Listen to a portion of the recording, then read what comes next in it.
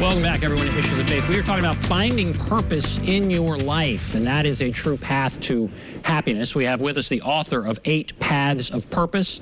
It's Rabbi Tuvia Teldon. He's joining us via Zoom from New York. And again, put up the book for you, 8 Paths of Purpose, the author of that book. And so as we talk about finding our purpose, this helps us rise above some things if we're able to do this, right? You talk about that in the book. What do you mean by that?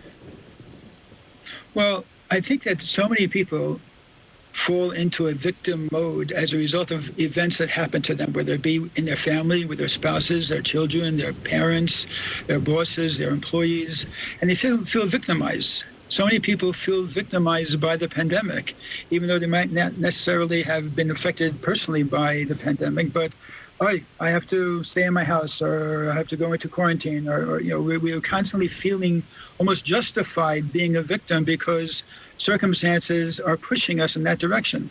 Purpose helps us to feel that everything that happens to us is purposeful, and we can find a purpose in it. We can find some way of being able to transform this quarantine or this, the fear pandemic into something that will hopefully take away that victim mentality. And it applies to many things in life as well, and it's very important that we go beyond this victim mentality, because it's not constructive, it's not productive, and it doesn't help us develop our full God-given potential as human beings to be able to share ourselves, or to be able to have an effect on the world, to fulfill our individual purpose in so many ways. So I would really strongly suggest that just this one thing, this one advantage of being able to get rid of a victim mentality is so much of an advantage of approaching the details of our life with a sense of purpose. Certainly in your life, after losing a child, you could have felt like a victim. Sure. And been very, very angry. Sure. And that could have come to define who you were.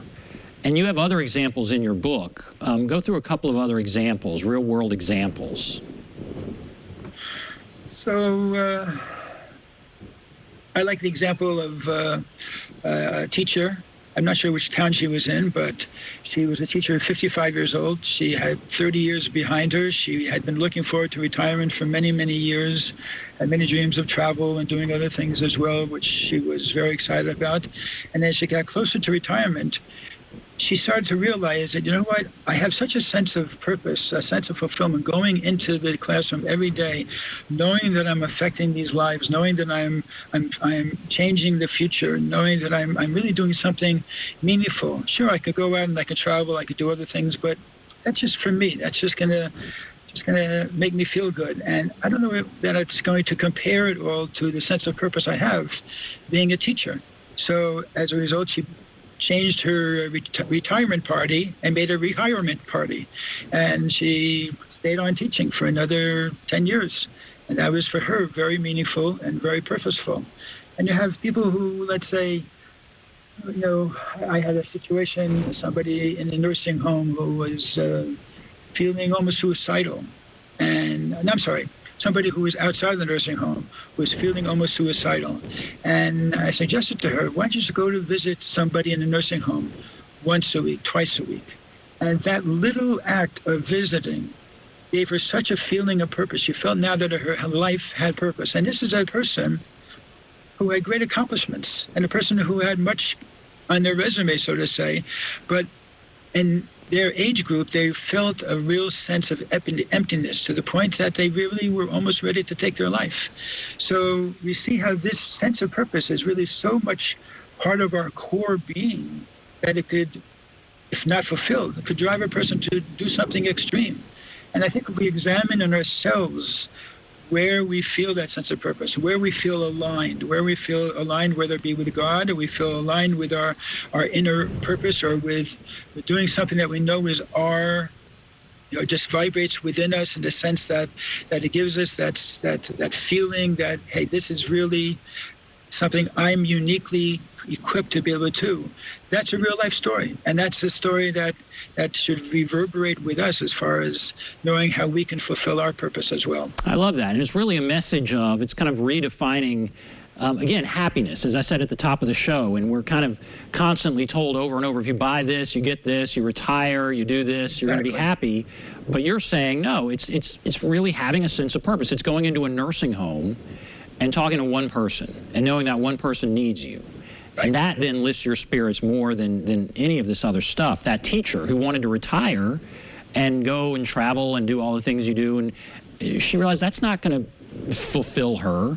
And so that's what you're talking about, isn't it? When you talk about redefining how, how we look at happiness.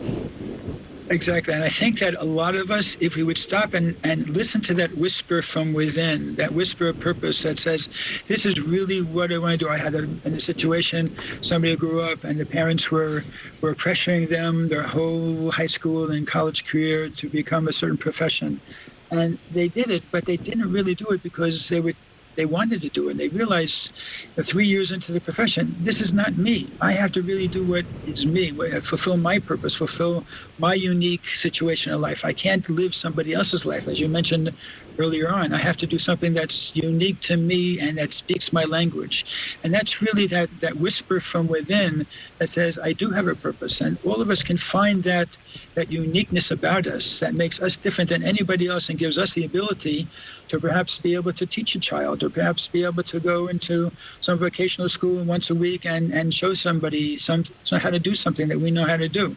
But it gives us that inner feeling and resonates, and it's much more of a long-term happiness than, as you say, buying things or going places or doing things or just filling up this body with more and more things that we really don't always need. You're obviously a rabbi. Is this a uniquely, it's not a uniquely Jewish message. I mean, what you're saying, is there some part of this that is Jewish in some way? I guess, and that's a clunky way to ask the question, but how is this universal and how is it unique to Judaism? Right, so I think every type of Jew, from Hasidic to Reform, knows about something in Hebrew called Tikkun Olam, which means fixing or healing the world. And we've all been taught from a very young age that this is really part of the purpose of God creating the world, that a perfect God created an imperfect world and imperfect human beings, so that we should be partners with God in the process of trying to perfect, to heal, to make this world a better place. But in my research, I found out this is not a Jewish idea. Maybe these rabbis were observing something about human nature, but this is something you find cross-cultural.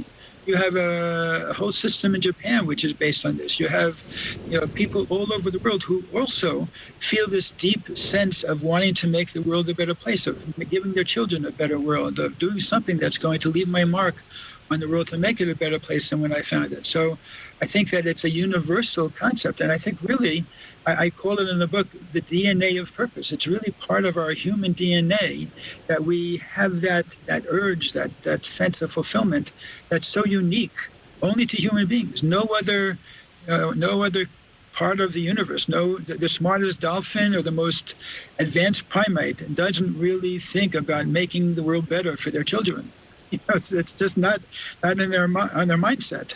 But we have that, and that's a unique human gift which we need to develop in order to feel that sense of happiness and fulfillment. In our final 1 minute, I mean, is that why you feel like this pandemic could be a reset? I mean, do you think it can be a reset, and some of these things can be more front of mind? I think not only it can be a reset, I think it should be a reset. And I think that if we don't get the message to reboot a little bit of our life, that we're missing out on a tremendous opportunity, which this pandemic has afforded us, to really step back from all those things that we took for granted were so important in our life or were necessary for our happiness, and try to recalculate a little bit of what really we can do to make things different in the future. Well, Rabbi, thank you so much for being with us. Again, author of My 8 pleasure. Paths of Purpose. You can get the book on Amazon, right? Is that right? Correct. There it is. Or Well, thank you so well. much for being with us, Rabbi Tuvia Teldon. All And right. thanks to all of you Have a great for day, watching everybody. Issues of Faith. God bless.